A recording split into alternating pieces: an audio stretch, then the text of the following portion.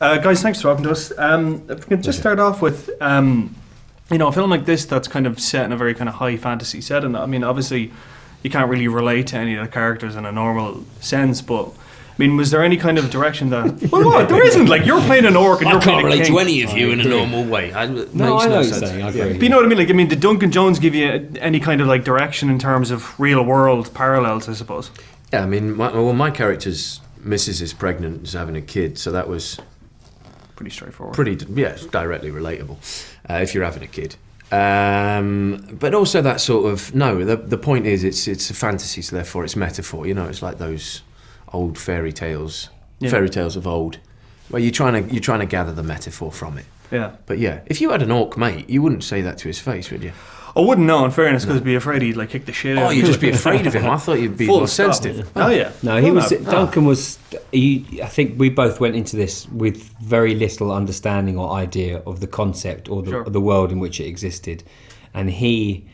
I think both script and meeting someone like Duncan with the work that he'd done and the passion and the ideas for what he wanted to make this into, he was always very clear, and it was incredibly imaginative, and I think he related the various characters to things that we could understand and play.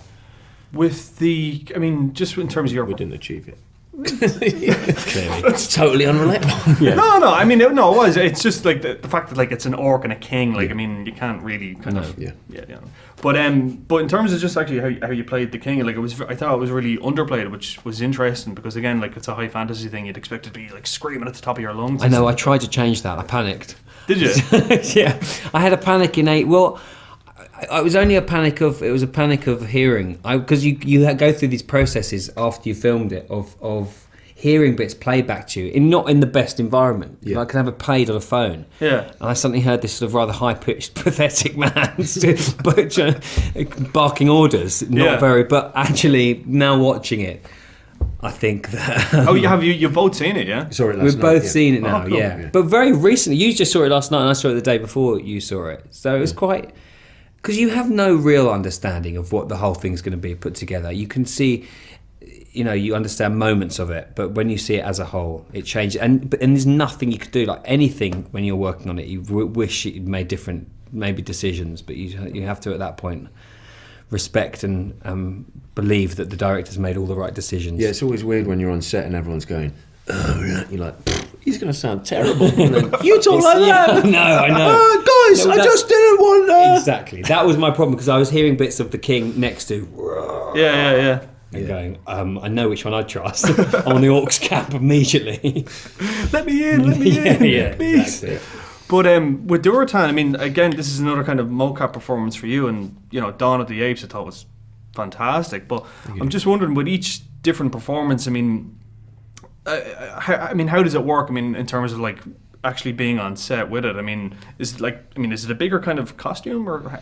No, yeah, it's actually very close knit to the body costume. Basically, your duty is these artists have tirelessly given their existence to making these models incredible. So Durotan is at the very beginning just a model. So your duty is really to give that a life, and it's very peculiar for the artist and for me to see that incredible being come to life through dots, basically through the coding.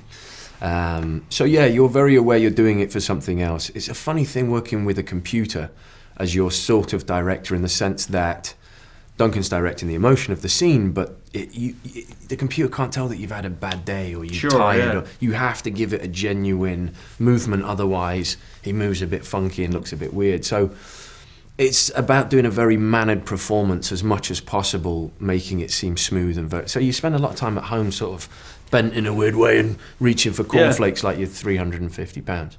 Would you be in favour of like an Academy Award for like a mocap actors? I mean, I think when you look back at Andy, for example, certainly for Andy, in the sense that there's a he'd just win every year, wouldn't he? He would, though, in fairness. I don't know, mate. I don't know. Yeah, I mean, sorry, you. No. I mean, him for sure. But everything. No, him for sure. But I mean, like, you've got Mark Rylance now going up and doing the BFG. Yeah. It is becoming. It's an incredible craft. It really is. It's something unique. I would for Andy, but Andy started right at the beginning when he would have to do all that work on set and then go off and do it again in a room.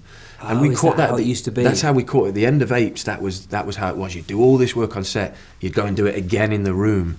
But in like a surround green screen where all the movements would be scanned. It's a grey room, yeah. So you have Oh, the set I of see. cameras, 36 cameras at 3 tier levels, and tiers are levels. TSR level. Well, that's really interesting. I didn't know that. Yeah. But So you now would have those to cameras, redo it. were you surrounded by cameras on the set, big, but they were on the further locations. Yeah. Oh, you had they had that. I know. I remember now. You had the cameras attached on sticks. Precisely. Pretty much all for 360. Trees. They were stuck in trees, and they were That's- oh, stuck wow. in the ground Yeah, in yeah, those got it. on those pitchforks. So you're emitting a infrared light constantly Yes. to be picked up as the dots.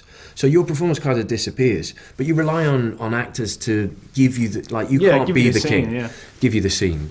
Give you that you're 8 feet tall and massively heavy. So Cool. Okay, getting the wrap up. Gotta leave it there. Pleasure. Thanks, man.